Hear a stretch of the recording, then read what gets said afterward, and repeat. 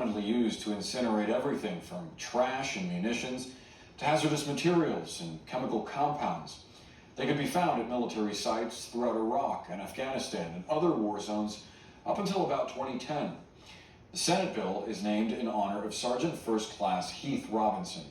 He died in 2020 from lung cancer after toxic exposure tied to his military service. Sergeant Robinson's widow, Danielle, was a guest at this year's State of the Union. During the address, President Biden praised Heath's service and called on Congress to take action. He was born a soldier, Army National Guard, combat medic in Kosovo and Iraq, stationed near Baghdad, just yards from burn pits the size of football fields.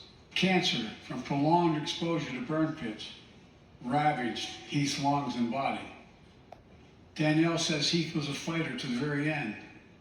He didn't know how to stop fighting, and neither did she. Through her pain, she found purpose to demand that we do better. Tonight, Danielle, we are going to do better. Joining us now is Danielle Robinson, the widow of Sergeant First Class Heath Robinson. Danielle, we appreciate your work and your time, and we honor Heath's service. First, I want to understand how you connected his diagnosis, lung cancer in his mid-30s, to his exposure to burn pits. What did he tell you about them? Well, I wasn't aware of a burn pit until 2017. We actually went to his oncologist for the first time after he was having gushing nosebleeds and lost his voice, and an ENT did a biopsy on a lymph node and found it to be cancer. And when we saw our oncologist in Columbus, Ohio, the first thing he said when we came in the room was, "What have you been exposed to?" The way this cancer is presenting is only due to toxic exposure, and he didn't have any genetic factors. He was a non-smoker. He was running half marathons about 6 months before his diagnosis. So it was actually our oncologist that brought it up first. But I understand that you had some issues trying to get help for him because there was a burden of proof that members of the military had to meet in order to get aid. What was that like?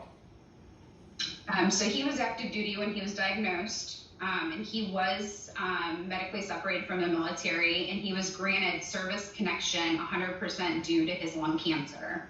But once we entered the VA, we were getting denials on medications, getting delayed imaging, getting delayed treatments, and then I was denied caregiver benefits because they said they could not tie it in to being exposed to toxic burn pits in Iraq and Kosovo. So that's where, even though he was 100% service connected at the time, he was denied benefits. And what is it like when you speak to the families of other veterans who may be in a similar position and they share with you the struggles that they face? What advice do you have for them? What kind of support can you offer them?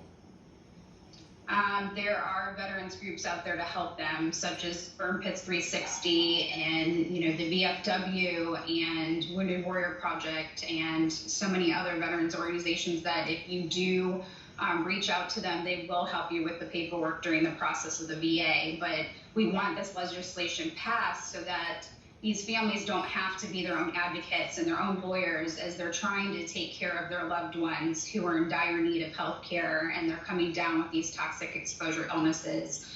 So with legislation like this, we hope to get that taken care of and get the VA working towards getting these claims processed and in a good manner and get them approved so they don't have to battle denials and appeals.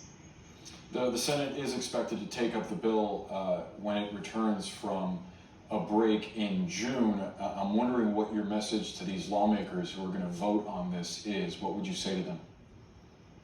I want them to know what it's like to have to see your loved one on the floor and literally have a gushing bloody nose at the same time they're throwing up and they're trying to breathe, and you're sitting here trying to talk them through just getting through the day and the night. And they serve our country, they go overseas, and now this is the war that has followed them home, and we need to take care of them at home.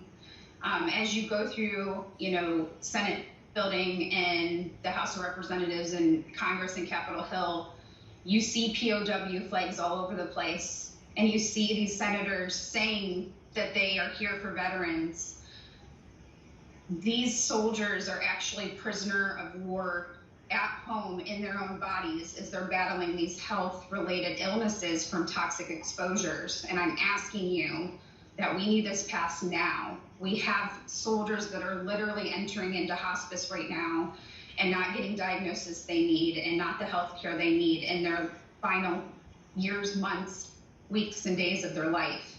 This is detrimental, and this is urgent, and this has to happen now. The war that followed them home. Danielle Robinson, again, we appreciate your work. Thank you so much for sharing your story with us. Thank you, Boris. Of course.